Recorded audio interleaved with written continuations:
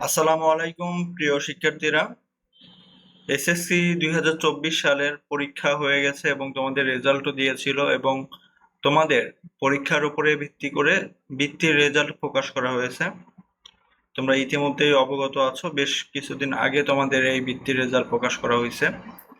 তো তোমরা যারা এখন পর্যন্ত জানো না তাদের জন্য এই ভিডিওটি, তোমরা ভিডিওটি সম্পূর্ণ দেখো। তোমাদের তালিকা প্রকাশ করা হয়েছে এবং তোমরা কত টাকা পাবে, কখন পাবে এবং কতদিন পাবে সেই বিষয়ে বিস্তারিত আলোচনা করব। তো প্রতিটা বোর্ড থেকেই প্রকাশ করা হয়েছে, এটা ঢাকা বোর্ডের। তো তোমরা তোমাদের বৃত্তির রেজাল্ট প্রতিটা বোর্ডের ওয়েবসাইটেই নোটিশে পেয়ে যাবে। তো চলো দেখে নেই তোমাদের কি কি শর্ত রয়েছে এবং কিভাবে তোমাদের বৃত্তিটি প্রদান করা হবে। তো এসএসসি 2024 সালে দুইটা ভিত্তিতে বৃত্তি দেওয়া হয়েছে, সেটা হচ্ছে মেধাবৃত্তি এবং সাধারণ বৃত্তি। দুইটা বিভাগে ভাগ করে তারা বৃত্তি দিয়েছে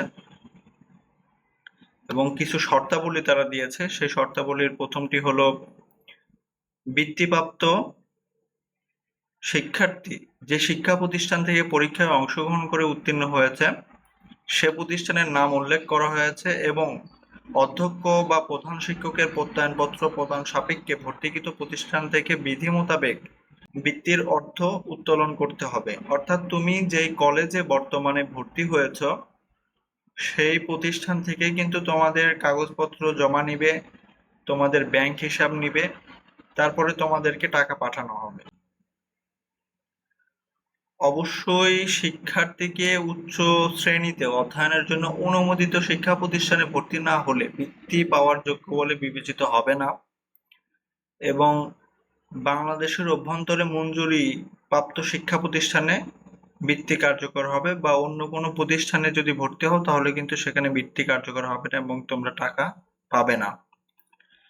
এবং 3 নাম্বার দেখো গুরুত্বপূর্ণ একটা বিষয়, সেটা হচ্ছে সকল বৃত্তিপ্রাপ্ত শিক্ষার্থী বিনা বেতনে অধ্যয়নের সুযোগ লাভ করবে। সরকারি অনুমোদিত কোনো শিক্ষা প্রতিষ্ঠান বৃত্তিপ্রাপ্ত শিক্ষার্থীর নিকট থেকে মাসিক বেতন দাবি করতে পারবে না।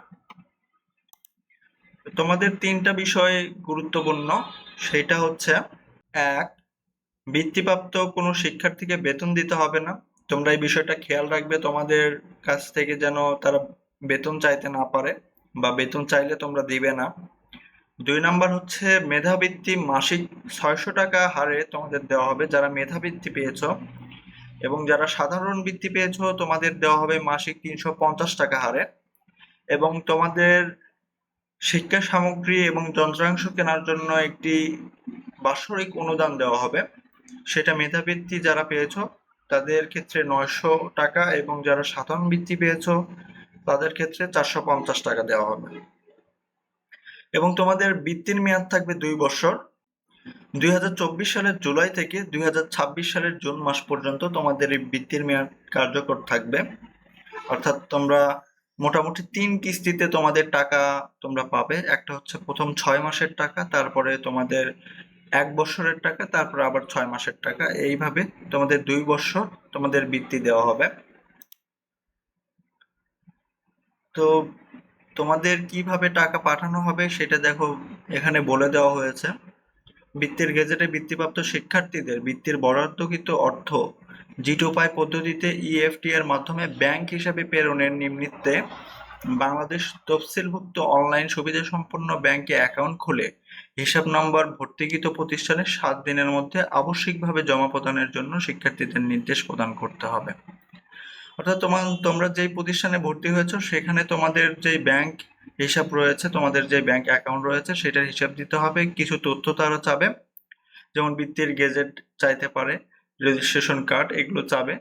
তোমরা এই তথ্যগুলো দিয়ে তোমাদের বিষয়টি তাদেরকে জানাবে। অবশ্যই তারা তোমাদের আবেদন গ্রহণ করবে এবং তোমাদেরকে বৃত্তির টাকা প্রদান করবে। এখানে দেখো তোমাদের লিস্ট দেওয়া আছে, ডিস্ট্রিক্ট দেওয়া আছে, গ্রুপ দেওয়া আছে এবং এখানে তোমাদের রোল নাম্বার দেওয়া আছে। তোমাদের নাম দেওয়া আছে এবং শিক্ষা প্রতিষ্ঠানের নাম দেওয়া আছে। তোমরা পিডিএফটিতে এসে তোমাদের নাম অথবা রোল নাম্বার সার্চ করে তোমরা দেখতে পারো তোমরা বৃত্তি কে কে পেয়েছো। তোমাদের অন্যান্য বোর্ডেরও দেওয়া হয়েছে, যেমন যশোর বোর্ডে বৃত্তি দেওয়া হয়েছে। প্রতিটা বোর্ডের কিন্তু বৃত্তির রেজাল্ট প্রকাশ করা হয়েছে।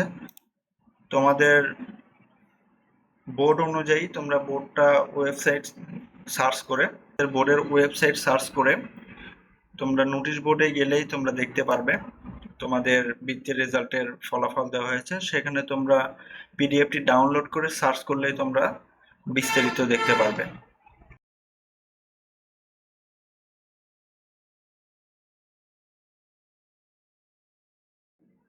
তোমরা কে কে বৃত্তি পেয়েছো তোমরা কমেন্টে জানাও। তোমাদেরকে অনেক অনেক শুভেচ্ছা। ধন্যবাদ সবাইকে।